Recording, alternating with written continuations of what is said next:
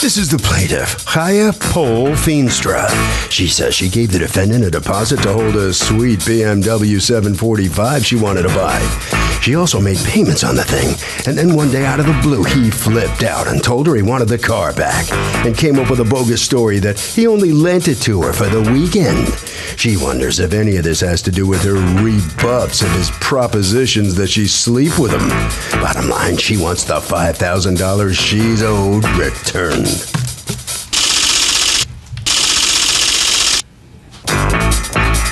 This is the defendant, William Michael Boyd. He says he let the plaintiff use his car for the weekend. Then she didn't return it. When he told her to bring it back to him, she said she no longer wanted to buy it and requested her money back. He is, in fact, the one who's out money because of the plaintiff's shenanigans, and he plans to convince the judge of just that. He's accused of being a flim-flam man. The defendant has filed a countersuit for $399, the amount he lost on the deal. All parties, please raise your right hand. Be seated and come to order, please. Litigants have been sworn in. Thank you, Douglas. Chaya Pol Feenstra, you're suing William Michael Boyd for $5,000. You say you're out actually more than that. That's your statutory maximum. Because according to you, you have paid even more than that for a car that you've ended up not buying, and you want your money back. Tell me what happened.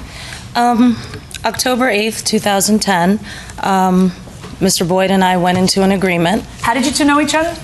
He was an acquaintance of my husband's, and actually he was brought into my home to try to help refinance our house at the time. And since then, we've remained friends on and off. I would speak with him. Okay, are you still with your husband? I'm in the middle of a divorce, Your Honor. Okay, so go on. So in any case, in October, Mr. Boyd mentioned to me that he was going to be selling his BMW 745 Li, and I told him I was very interested. I've been a single mom now for about almost a year and a half, and I have 3 small children, so I thought it would be good to have a second car. Mr. Boyd's taking great care of this car. It's in great condition. This is what kind of car? A BMW 745 Li. And the purchase price agreed upon was $22,000? Yes, it was. Okay. And you wanted a second car. You were starting to explain, but then you sort of trailed off. Why? Yeah, because I have my children. I'm self-employed, and now that I'm single. But your children are little. They're not driving, so I'm not understanding. Right, but they need a babysitter often, so I would need a second car perhaps because I had someone living with me to help me with the children. So you had a live-in sitter, and then you wanted that person to have a car to drive the kids around when you were. Well, she would drive my old car, and I would drive the nice one. Yeah. All right, and what do you do for a living? I'm a personal trainer. A personal trainer. Yes. Okay, I thought so, judging by those arms. All right, so you had a little bit of a problem with buying this car the traditional way, which is here's $22,000, and your problem was what? At the time, because I'm in the middle of a divorce, there's still a property division issue. So at the time, there was no way for me to secure a loan to buy the car. It's a little bit tricky just because, you're in the middle of dividing property, so to bring new property into the situation is always kind of not such a good idea. It would be one more thing to argue about. Right. So Mr. Boyd agreed to take $2,000 in cash down payment from me, and the idea was, according to the agreement, that come January, I would secure a loan and go forward with purchasing the car. And that's because you thought that come January you'd be divorced. Well, at that time, I actually didn't have a trial date, but I knew it was going to be around January for the trial date for my divorce. Okay. And how'd that work out for you? Well, not too good because we had a blizzard the day that my trial was scheduled, and I still haven't had it, and I was just told yesterday that instead of it being this coming Friday, it's now been a continuance was issued. Just never ends. Yeah. How long were you married? We weren't married that long, but we were together for 11 years, married for 6. Married for 6. Well, let's hope the divorce doesn't take longer than 6. Yeah. All right. So you enter into an agreement with him, and the agreement's actually in writing, correct? Yes. May I see it? Yep. And let me ask you, Mr. Boyd, couldn't you just sell this car to somebody who didn't have this complicated financial problem? Well, actually, I listed the car to be sold. And in helping her out with a few different things, I let her drive the car one day, and she became enamored with the car and said, I'd really like to buy it. Now, me knowing what type of car it is and her family situation, I told her it wasn't the best car for you. You can't drive in the winter. You know, I wouldn't put kids in that car. She insisted on Why buying. can't you drive it in the winter? It's a 19-inch wheels. It's not a winter car. Rear wheel drive. Can't drive in winter. Okay. So I noted that it wouldn't be the best car, but she insisted, you know, I really like it. I really like to buy it. So I was like, hey, you know, I'm selling it. You know, she's a friend of mine. You know what? Fine. And then I Did he really say to you, this isn't a family car? No, he never said that to Well, me. I mean, you have connected brain cells. Go ahead. So go on. I'm just curious if he actually tried to talk you out of it. No, actually I did, but this is, Okay, you know, so we go did on. take an So oath. you sell her the car, you enter into this agreement, and if in fact, is this... Do you Yes, I have the original one here that's notarized. So, and what it says is, I sell my 2004 BMW 745 Li with the VIN number for the sum of $22,000 with an initial deposit of $2,000 and subsequent payments of a minimum of $500. The sale and full payment of the purchase price must be made by December 31st. If the sale does not consummate by December 31st, the deposited total will be returned minus a 20% fee. That's what we call in the law a liquidated damages clause. And by that I mean that rather than everybody guessing what damages are or leaving it up to a judge to decide what damages are, your contract actually talks about what damages will be. It says 20%. Things get returned except for a 20% fee. If the sale is consummated by December 31st, she figured she'd be able to swing a loan by then. Right. Okay. Or either secure finance. Car or something will like that. remain in the first party's possession. Oh, so you're driving and she isn't driving. And will be insured as well as driven in a reasonable manner and distance. So you still have the car. Correct. You have $2,000 and then you have $500 a month. Correct. All right, so now what happens? What goes wrong? Well, there's a snowstorm, you don't really have a divorce, you can't really get a loan, and then what? Well, I made a couple of times I mentioned to him that I was getting uncomfortable. I wasn't able to obtain this loan. The divorce wasn't final. I said, but I would like to, you know, roll this into the next phase and maybe come up with a new contract. As far as I was concerned, we were way past the last contract. I was continuing to give him money. At least can I start driving the car? He suggested, you know, there's another way you could get this car. And I said, and he said, you think I'm kidding? I know what that means. What did you think it meant? Oh, it absolutely means he's propositioning me for sex in exchange for his car. Okay, did that happen? This is a car. Sex is not paying for my car. This is my vehicle. She wants to buy my vehicle. I don't have a problem with her paying for it. Again, she's a friend of mine, and I'm a friend of her husband's. So that did not take place to try to embellish this whole thing. That did not take place. I kept him informed as to what was going on, and on 2 different occasions, he propositioned me to sleep with him for the car. I ignored him, but since we were friends, I didn't want to hurt his feelings. Okay. In March, I told him the only way for me to go through with the deal was for me to take possession of the car. The defendant was collecting money from me, and I had no use of it. Blah, blah, blah. On March 11th, I picked up the car from the defendant's house. When I picked it up, he said I can take the car for the weekend. But I didn't take him too seriously. I thought it was nonsense.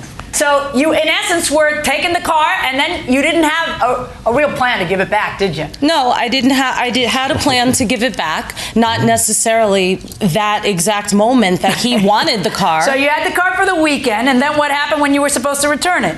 I wasn't. There was never a set time or date According to to your return statement, it. when I picked it up, he said I could take the car for the weekend, but I didn't take him too seriously. Meaning that if I brought it Monday or Monday Okay, afternoon now according or to you, Tuesday, what there's happens? no problem. She has the car and says what to you? So she borrows the car.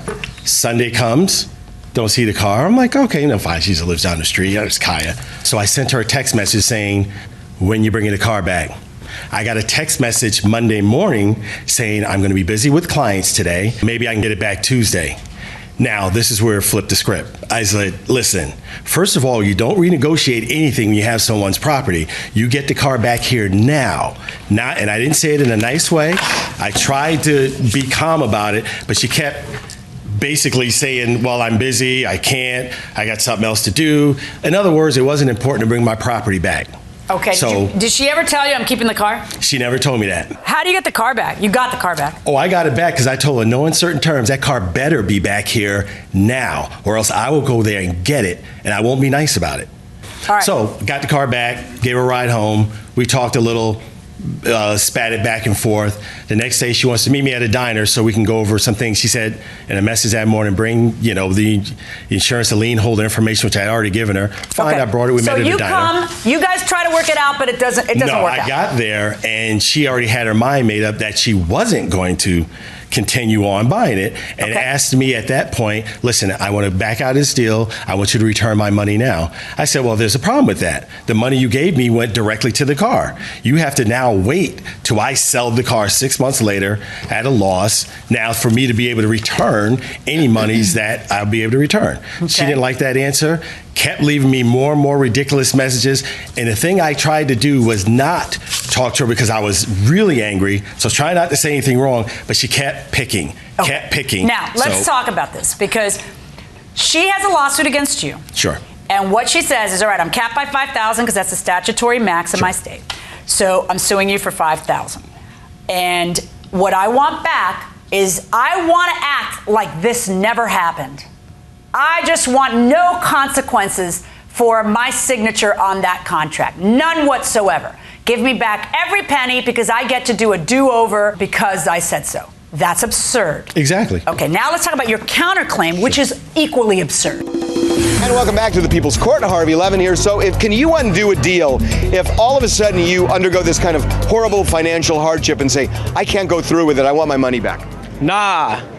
Nah? Nah. Okay. Well, I think that you should be able to undo a deal because in hard times, things can be really tough. Things can be tough maybe morally, but legally, are you stuck if you sign that deal? Yes. You guys getting matching braces or something? Yes. You that close? Going inside the courtroom. You want for her to eat everything she's given you so far. You don't have to sell her the car. You get to sell it now and keep anything you make. You don't pay her any money back. And not only that, but you also want her to pay you the property taxes you paid while the car was in your possession and you're driving it, the insurance that you paid. So that way, not only are you in a better position than if this deal had not happened, you're in a super duper better position because then you got to put your hand down, I'm on a roll. Okay, because you get to have somebody else pay for the car all that time. On some cockamamie theory that it's depreciated more in this 4-month ordeal, and therefore you got to pay me all this depreciation. All right. Just as I look at her and I say, there's not a chance you are not going to have a consequence from your contract, is it not also fair that what is good for the goose is good for the gander? And that I look at you and say, there is not a chance that you are going to be free from your contract. Okay. Okay. Now, in your contract, what you say is that my liquidated damages will be 20% if you can't buy the car. So why would the appropriate way to handle this not be that you get to keep 20% of the money that was paid to you, and then you have to pay back to her what is outside of that? Yes. Because in her backing out, the car was not being driven. The car had to stay in. Nobody told you you couldn't drive the car. Your contract says you can drive it reasonably. Right, but in agreement with us, I said I would not drive it. So? Just because she was Well, that's not buying what you said in the contract. Right, but... So who am I going to believe? Okay. You were my lying eyes? I'm looking at the contract. It says you can drive it reasonably. You are correct. That's what it says. But I did not drive it. In Connecticut, there are property taxes, there are insurance, and not driving. You knew that. Now, how is that different from what you envisioned in this contract? Because that's fine. So when December 31st came, you should have just given her back her money minus 20% and then been done with it. You could have done that. I could have done that. But you didn't. And when you didn't, you knew that you had taxes coming up. They're a yearly thing. It's not a surprise. So you knew that, and yet you continue to extend the due date on this contract and accept the same term. So how is it you're going to stand here and say, yeah, but I had to spend this. Yeah, but I had to spend insurance. You knew all that, and yet you kept kicking the can down the road on the date of the contract. Hey, I'm just... So here's where we are. Okay. $5,200 is what you've actually paid him. According to the contract, what he is entitled to is 20% of that. You can only sue for $5,000 cap. So that's the most you can sue for. So I have to subtract what I believe he is entitled to keep from that figure, not the higher figure. Okay? So when I do that math and I follow the exact words that the two of you envisioned, okay, then you need to return to her $3,960. $3,960. Verdict for the plaintiff. Let's find out what the defendant thinks about having to give the plaintiff back this money. Well, I'm not really satisfied with that, but as per the contract, which protects both of us, I mean, what's equitable is equitable and it's fair. Mm-hmm. And so you got the car now? You driving it now? No, I'm just about to sell it. You're going to sell it again? All right. Mm-hmm. She accused you of trying to get a little bit of sex out of her for payment. If that was the case, would you still be going along all the way to Marsh about that if I insulted her like that? No, didn't happen. All right. All right, you just head right around the corner like that. And come on in here. You satisfied with how the judge rules here? No, I'm not. I feel I should have gotten the full amount of the money. Other things occurred and things were said. I was propositioned twice. And What did he say? he told me he was on no certain terms going to pay me my money back and that he would pay me if he felt like it. And so That's not a proposition. Well, that was after the proposition, but when you proposition me and say, oh, there's other ways you can get this car, I'm serious. That's what he said? Yes. Just like that? Absolutely, just like that. And you took that to mean? That's propositioning someone for sex. All right. There's nothing else that can mean. All right, let's go to Harvey. Okay, almost always, Kurt, judges will not go beyond the four corners of a contract and undo what's already done just because somebody undergoes a hardship. It's sad, but it's not a legal excuse. And that will do it for this case. Litigants for the next case on the way into the courtroom right now.